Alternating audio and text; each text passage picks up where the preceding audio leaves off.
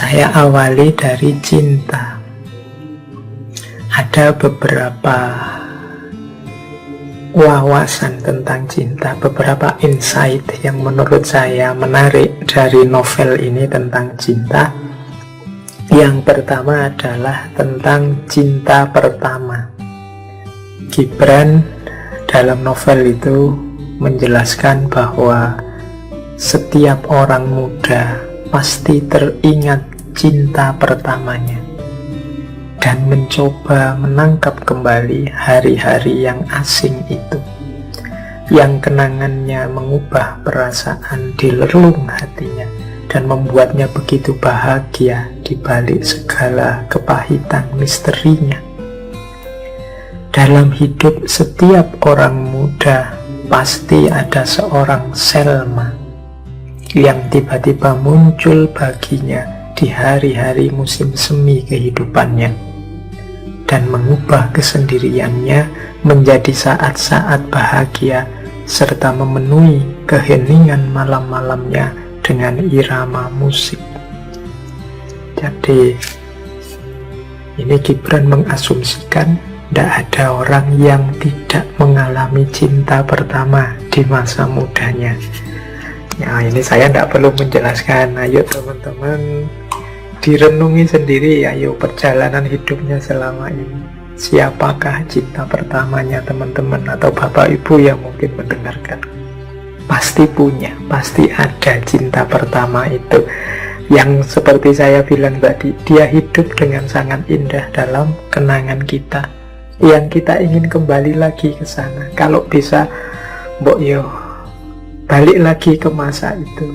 Kita ingin mengalami rasa yang sama, yang membuat kita begitu bahagia saat itu. Ya, jadi ini menurut saya wawasan pertama, karena ini ada di bagian-bagian awalnya novel yang diceritakan oleh Gibran. Di novel ini kan juga pengalaman cinta pertamanya.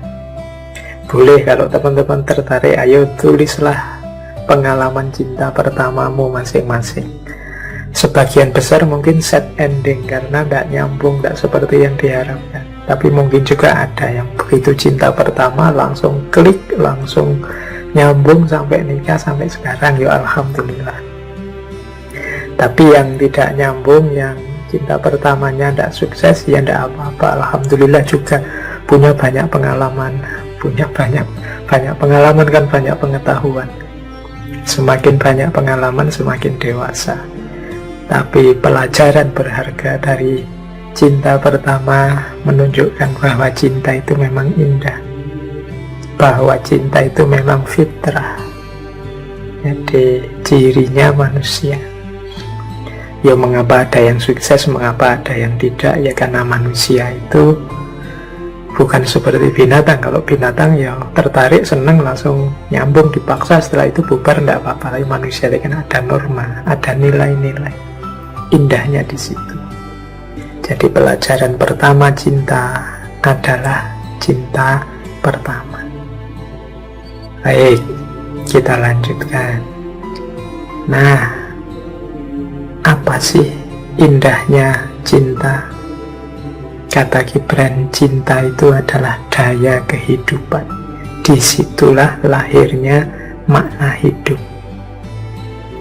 Kalimat di novel itu bunyinya begini: hidupku adalah sebuah koma, hampa bagai kehidupan Adam dalam surga.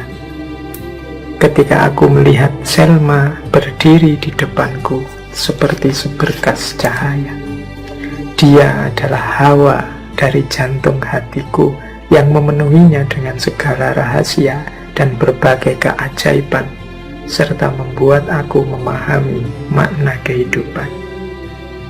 Jadi, kata Gibran, hidupku itu belum titik. Hidupku itu masih koma sebelum ketemu Selma. Sebagaimana Adam yang tidak lengkap hidupnya sebelum ketemu Hawa. Kehadiran Hawa lah yang menyalakan hidup Adam, yang membuat Adam bergairah, bersemangat, punya daya menjalani kehidupan dengan gembira. Kehadiran Hawa lah, kehadiran Selma lah, kan gitu. Hadirnya Selma membuat hidup yang semula koma sekarang titik. Sekarang ada maknanya, bukan hidup yang hampa, bukan hidup yang dijalani otomatis kayak robot, cuma makan tidur dan seterusnya. Tapi hadirnya orang yang dicintai membuat hidup kita punya makna. Nah, jadi teman-teman yang belum ketemu Selmanya, belum ketemu Hawanya, berarti hidup kalian masih koma, belum titik.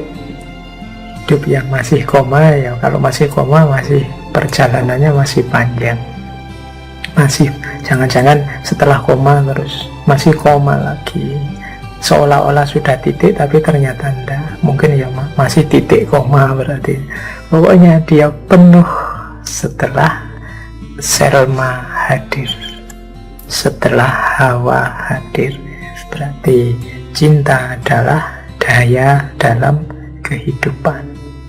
Ini pelajaran yang kedua. Jadi pelajaran pertama adalah cinta pertama itu adalah keindahan hidup, kenangan yang tak terlupakan, dan hadirnya cinta membuat hidup penuh makna, membuat hidup tidak hanya koma tapi sudah titik. Itu pelajaran kedua. Makanya kalau ada orang bilang, alah cinta-cintaan terus, hidup ini yang penting punya uang, yang penting punya jabatan, yang penting status, yang penting macam-macam. Iya mungkin ya, tapi itu semua masih koma. Titiknya, titik itu berarti puasnya dahaga hati, bahagianya jiwa kita itu kalau sudah bertemu dengan pasangannya. Yo, untuk kesempurnaan relasi dengan pasangan memang kadang butuh uang, kadang butuh status, kadang butuh jabatan, mungkin juga butuh pendidikan yang tinggi, gelar dan lain sebagainya. Tapi yang lain tadi sifatnya hanya koma-koma. Titiknya adalah pasangannya. Adam itu sudah di surga, Nabi Adam itu kan di surga, apa saja ada, apa yang dia inginkan ada. Tapi Nabi Adam masih meminta Hawa kepada Allah, karena memang hadirnya Hawa memunculkan daya hidup. Hidup yang tidak sekedar rutinitas yang hampa, hidup yang tidak koma, tapi hidup yang sudah titik. Jadi mari kita membuat hidup kita ini titik. Apalagi yang seperti saya bilang tadi, kalau hari ini berseliweran di sekeliling kita hanya kebencian demi kebencian, hanya perselisihan demi perselisihan, ya kita lebih jauh lagi, mungkin koma saja belum. Koma itu kan berhenti sejenak, tapi belum tuntas, belum titik. Tapi dalam kebencian, dalam perselisihan, dalam macam-macam masalah yang ruwet di sekeliling kita, itu berarti koma saja belum. Kita masih sangat banyak yang perlu kita perbaiki ternyata dalam hidup. Untuk memberi makna apalagi, karena menjalani saja kita masih pontang-panting, apalagi memberi makna. Jadi ternyata memang kita perlu lebih banyak belajar lagi untuk mengelola hidup ini.